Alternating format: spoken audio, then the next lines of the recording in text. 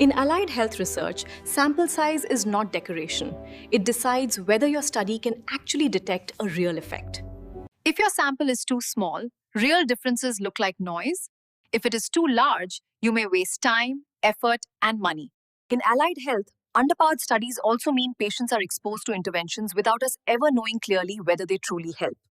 So, planning sample size carefully is an ethical and scientific responsibility, not just a statistical formality. For a simple two-group comparison, sample size mainly depends on four ingredients: expected difference, variability. Expected difference means the smallest change between groups that would be clinically meaningful enough for you to care about.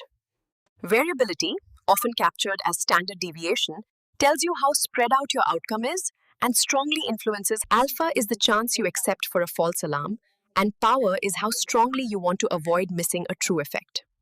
It's been Drifty Spectrum. In most allied health studies, we usually set alpha at 5% and power at 80%.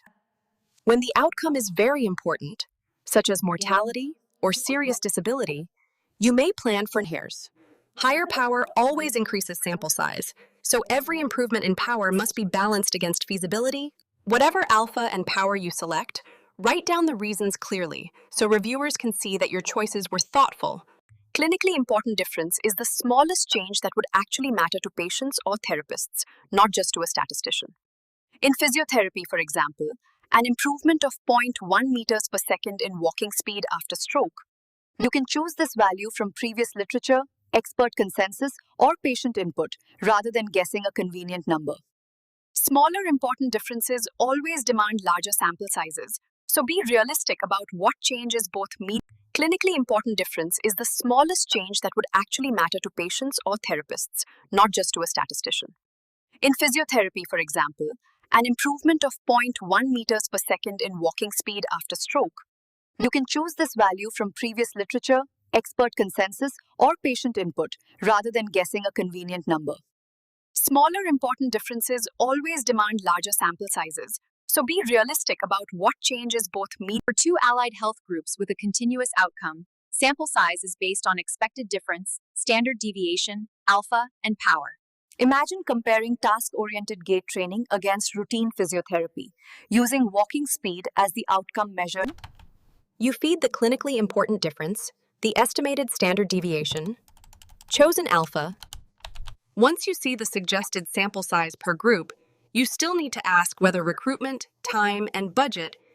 When you estimate prevalence, like anemia among antenatal clinic attendees, sample size mainly depends on expected proportion can come from previous studies or reports. If you truly have no idea, many researchers start with 50%. Precision is the margin of error you accept around the estimate, and demanding a tighter margin instantly increases.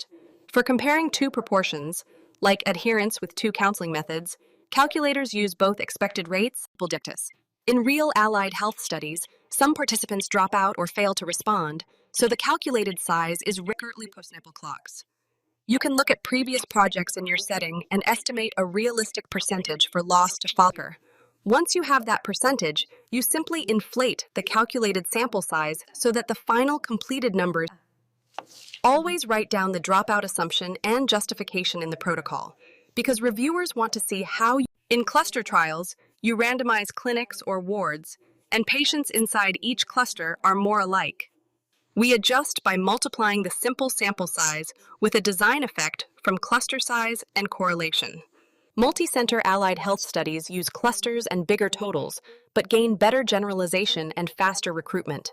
For any cluster design, involve a statistician early because the formulas and assumptions are more complex. Before you fix your sample size, walk through a short checklist instead of trusting a single calculator result.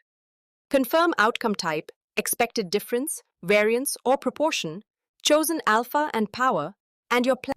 Then ask if your team, time, and resources can realistically reach that number without hurting data quality. If any part is confusing, discuss the plan early with a biostatistician. Early advice can save the whole project.